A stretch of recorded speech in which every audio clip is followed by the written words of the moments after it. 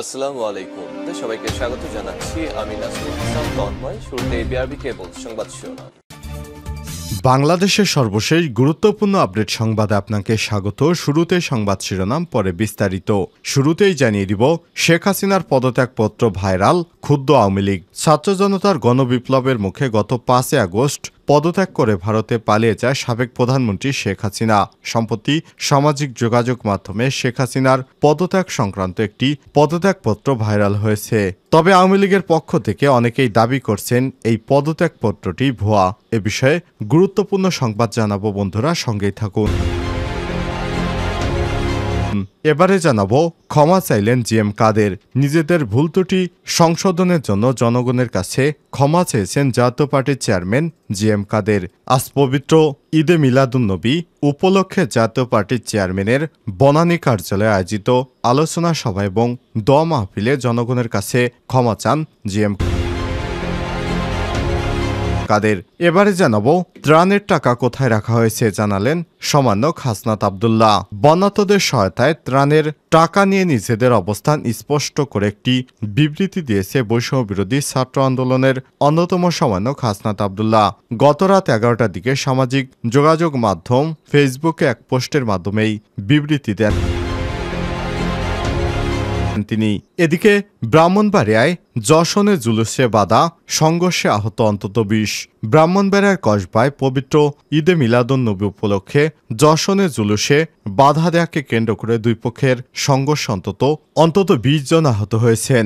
আর সারাদিন এই সংঘর্ষের ঘটনা ঘটে।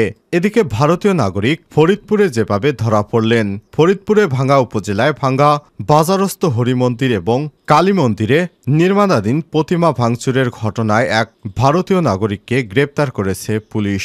আর জেলা পুলিশের এক প্রেস বিজ্ঞপ্তিতে সব তথ্য জানায় পুলিশ সুপার মোহাম্মদ আব্দুল আজিজ। গ্রেপ্তার হওয়া ব্যক্তির নাম সঞ্জিত বিশ্বাস। তিনি ভারতের নদিয়া জেলার নিশিকান্ত বিশ্বাসের ছেলে। আজ আদালতের মাধ্যমে তাকে জেল হাজতে পাঠানো হয়েছে। তিনি হিন্দুদের মন্দিরে মন্দিরে প্রতিমা ভাঙচুর করে মুসলিমদের নামে চালিয়ে দিতেন এবং দাঙ্গা বাঁধাতে সহায়তা করতেন।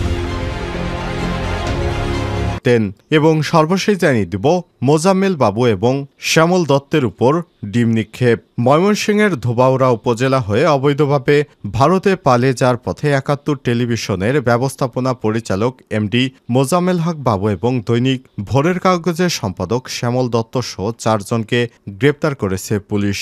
আজ ভোর 6টার দিকে দক্ষিণ মাইজপাড়া এবং পোড়াকান্দুলিয়া সীমান্তের মাঝামাঝি এলাকায় একটি প্রাইভেট কারে এই 4 জনকে আটক করেছে ধোবাউড়া থানা পুলিশের কাছে সোপর্দ করে ওই এলাকার জনগণ। পরে আটককৃতদের বিচারের দাবিতে বিক্ষোভ মিছিল করেন তারা। এ সময় তাদের লক্ষ্য করে ডিম নিক্ষেপ করে উত্তেজিত জনতা। সোমবার বিকেলের দিকে ধোবাউড়া থানা কম্পাউন্ডে এই ঘটনা ঘটে। এ সময় পুলিশ সদস্যরা ওই 4 জনের মাথায় হেলমেট পরিয়ে এবং গায়ে বুলেট প্রুফ জ্যাকেট জড়িয়ে কড়া নিরাপত্তা একটি মাইক্রোবাসে করে ঢাকা মহানগর পুলিশ ডিবির সদস্যদের কাছে হস্তান্তর করেন। প্রিয় দর্শক, এতক্ষণ শুনছিলেন সংবাদ শিরোনাম, এবারে বিস্তারিত।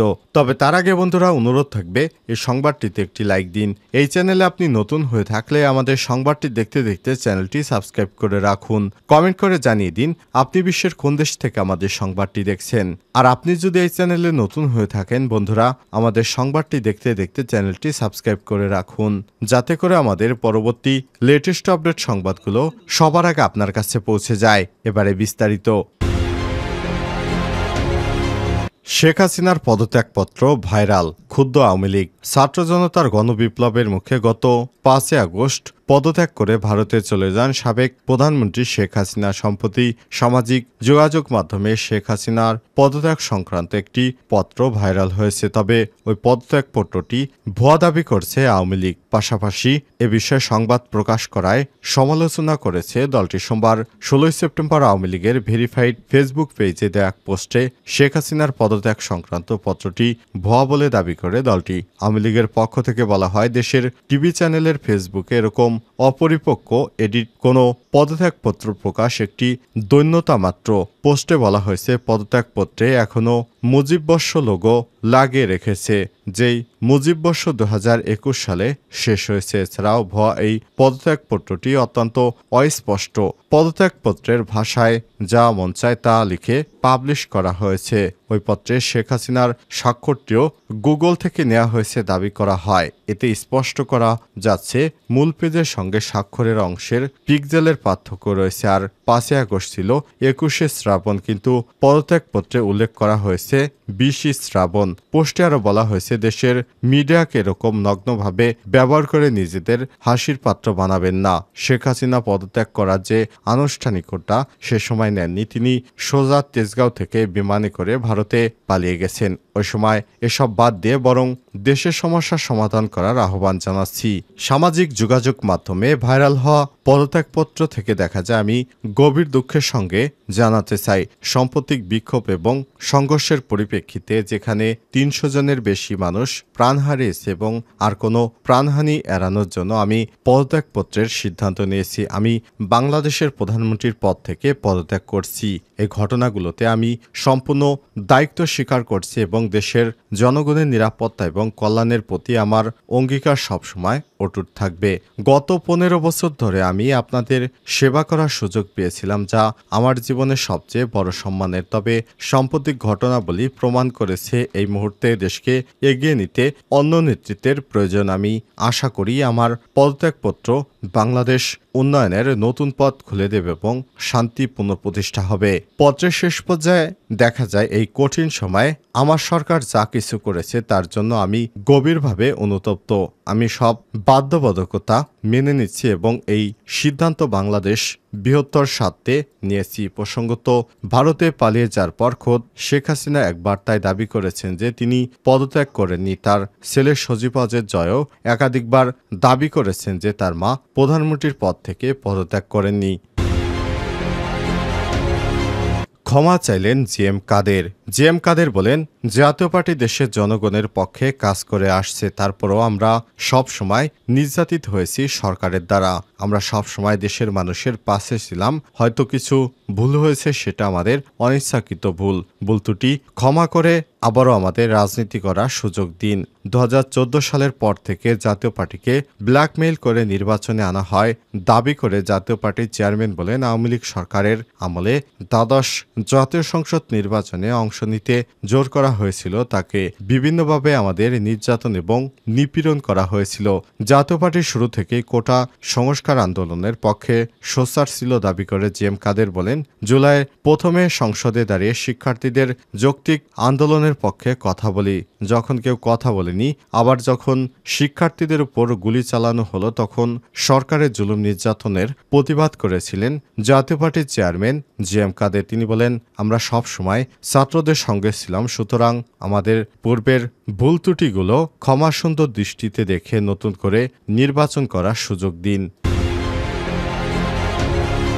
ত্রাণের টাকা কোথায় রাখা হয়েছে জানালেন হাসনাত আব্দুল্লাহ।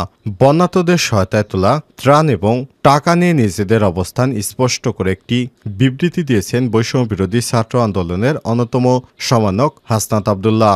শনিবার 14 সেপ্টেম্বর রাত 12টার দিকে সামাজিক যোগাযোগ মাধ্যম ফেসবুক এক পোস্টে এই বিবৃতি দেন তিনি। ফেসবুক পোস্টে হাসনাত আব্দুল্লাহ লিখেন, গত 4 সেপ্টেম্বর প্রেস ব্রিফিংয়ের মাধ্যমে আমাদের টিএসসি ত্রাণ কর্মসূচি আয় এবং ব্যয়ের হিসাব জানানো হয়েছিল।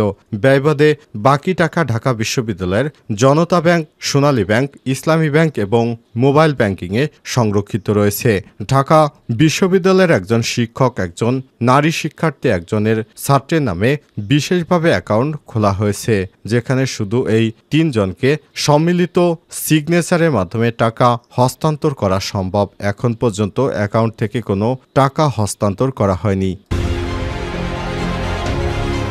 ফরিদপুরের ভাঙ্গায় ভারতীয় নাগরিক গ্রেপ্তার। ফরিদপুরের ভাঙ্গা উপজেলার ভাঙ্গা বাজারস্থ হরি মন্দির এবং কালী মন্দিরে প্রতিমা ভাঙচুরের ঘটনায় এক ভারতীয় নাগরিককে গ্রেপ্তার করেছে পুলিশ। আজ জেলা পুলিশের এক প্রেস বিজ্ঞপ্তিতে সব তথ্য জানিয়েছে পুলিশ সুপার মোহাম্মদ আব্দুল জলিল। গ্রেপ্তারকৃত ব্যক্তির নাম সঞ্জিত বিশ্বাস 45। তিনি ভারতের নদিয়া জেলার নিশিকান্ত বিশ্বাসের ছেলে। সোমবার আদালতের মাধ্যমে তাকে জেল হাজতে পাঠানো হয়েছে। এর আগে শনিবার দিবাগত দিবাগত রাতে কোনো এক সময় ভাঙা বাজারে হরি মন্দিরের কার্তিক ঠাকুরের হাতের আঙ্গুল এবং ময়ূরের গলা মোচড়ানোর ঘটনায় ঘোড়ার কান এবং আঙ্গুলও মোচড়ানো হয়, সাথে অসুরের হাতের আঙ্গুল এবং কালী মন্দিরের গণেশের হাতের আঙ্গুল ও সুর ভেঙে ভাঙা থানায় লিখিত অভিযোগ করে মন্দির কমিটি। এরপর পুলিশ সুপার জানায়, ঘটনার বিষয়ে তদন্তকালে ঘটনাস্থলের পাশে কালী মন্দিরের সামনে পরিত্যক্ত খাটের উপর শয়নরত অবস্থায় একজন এবং খাটের পাশে মাটিতে আরেকজন ব্যক্তিকে দেখতে পান। জিজ্ঞাসাবাদ একজনকে বৃদ্ধ ব্যক্তি স্থানীয়রা পরিচিত বলে শনাক্ত করেন। অপর ব্যক্তির নাম পরিচয় জিজ্ঞাসা করা হলে তার নাম পরিচয় না জানালে সন্দেহ হয় তাকে থানায় এনে জিজ্ঞাসাবাদ করা হয়। এ সময় একবার বাংলা আরেকবার হিন্দি ভাষায় কথা বলেন তিনি। এক পর্যায়ে ভারতীয় নাগরিককে বলে পরিচয় দেন ওই ব্যক্তি। তিনি আরও জানান, গ্রেপ্তার সঞ্জিত বিশ্বাস 151 ধারায় আদালতে প্রেরণ করা হয়েছে। ঘটনার সংক্রান্ত তদন্ত অব্যাহত রয়েছে।